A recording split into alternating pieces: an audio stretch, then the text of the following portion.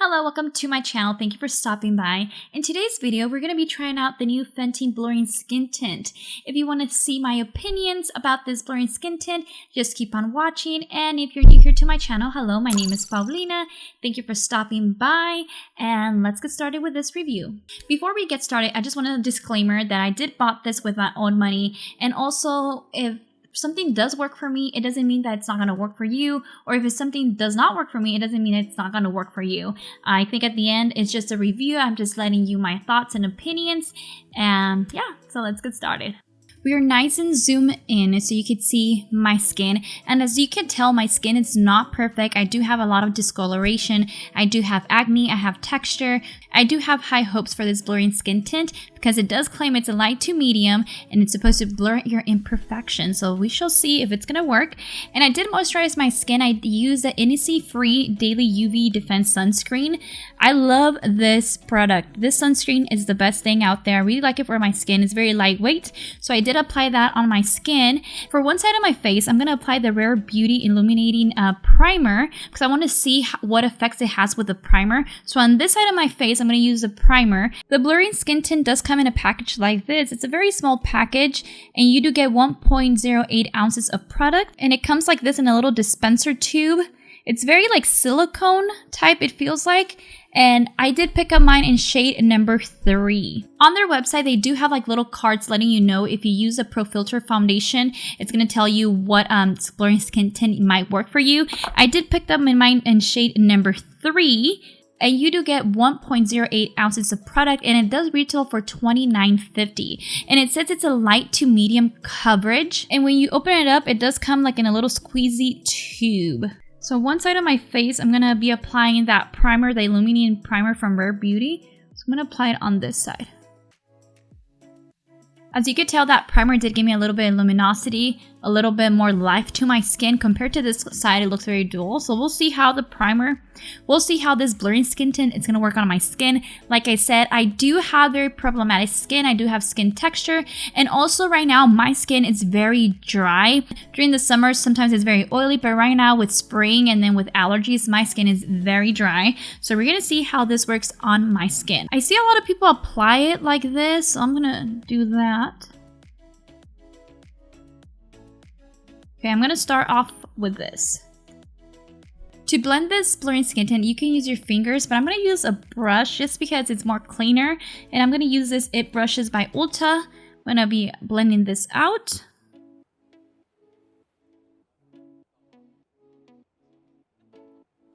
And it does feel a little bit thicker. If you when I shake the bottle, you don't hear no sound. Usually skin tints are very watery. This one is very thick.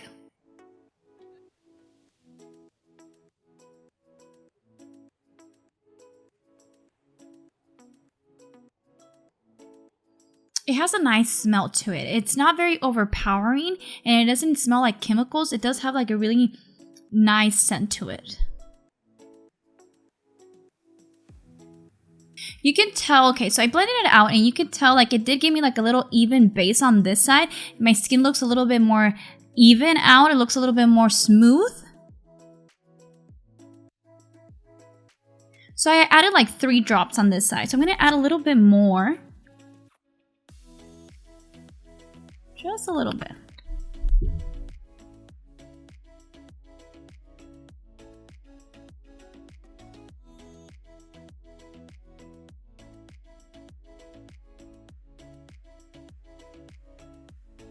So this is how it looks, and definitely it did give me like an even base on this side. It's not looking bad. So now I'm going to add a little bit on this side. On this side, it's going to be the test because I do have a lot of things going on this side of my skin. So let's see if it covers it.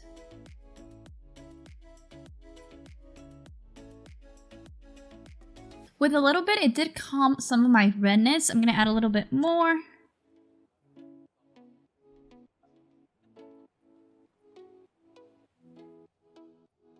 So it did cover a little bit of my redness and it did even out my skin tone, but you can still see some of my dark spots, some of my texture on this area. I'm going to add a little bit more on this area where I need more coverage. So this is how my skin looks with the application of the blurry skin tint. I do have to say it did even out my skin tone. It did give me like an even base. It does claim it's a blurring skin tint, so it's like cover your imperfections. I did that. It did cover some of my acne, but it didn't cover like my little freckles. You can still see it. So it does keep it like very natural. The only thing that I'm noticing right now is that where I have huge pores, it is sinking into those areas. And then with this area where I have the illuminating primer, I feel like the blurring skin tint looks better on this side of my skin compared to this side. I feel like the skin tint, it's very drying, very dry. It's a very matte blurring skin tint. So with the illuminating primer, it worked well because it looks like it's a little bit more illuminating, more brightening compared to this side. It looks very dual. But so far it looks okay. The only complaint is that it is sitting in my pores, and it is quite attaching to those dry spots where I have it right here. It's kind of clinging into those areas. But it did kind of cover some of my texture that I have, but you can still see it right here on this area. But on this area, when I don't have that much skin texture, it looks good. But on this area, it does look kind of patchy. I'm going to go finish my makeup and I'll check back in and we'll see how this product is sitting on my skin. We're going to give it time so it could cook on my skin, and I'll be right back.